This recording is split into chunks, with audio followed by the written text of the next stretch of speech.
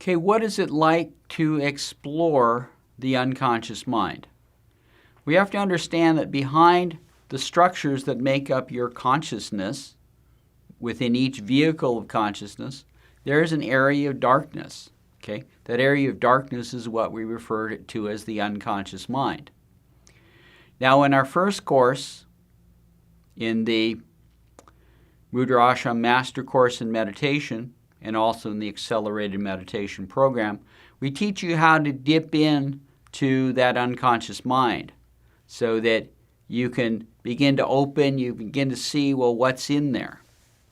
Now, in the Advanced Course for Meditation, we teach you how to go all the way across that zone, all the way across to the state of liberation.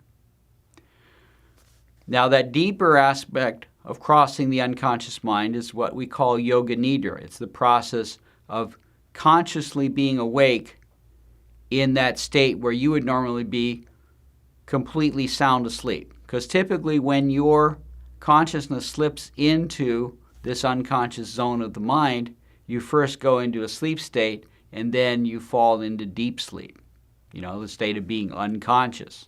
Okay? But when you learn Yoga Nidra, you learn how to go across in full consciousness.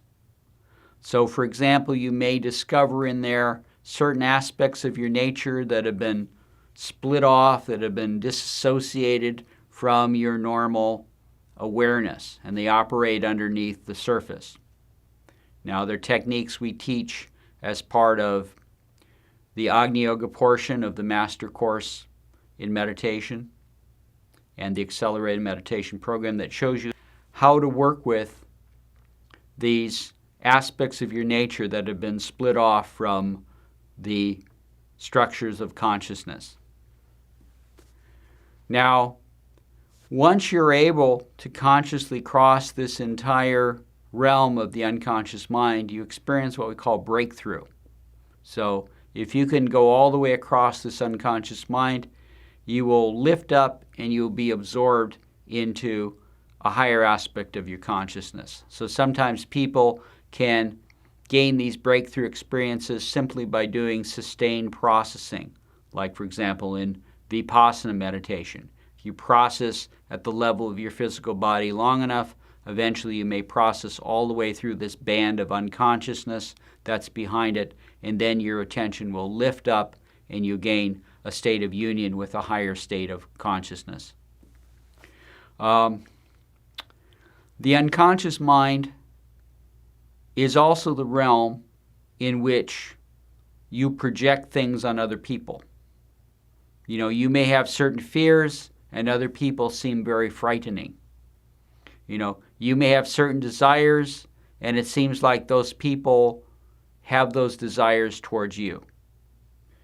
It's one of the illusions of the mind. Sometimes you might feel, oh, that person is madly in love with me.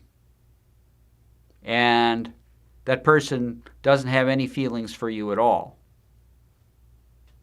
But you projected that on your mind. The projections come out of this unconscious level of the mind.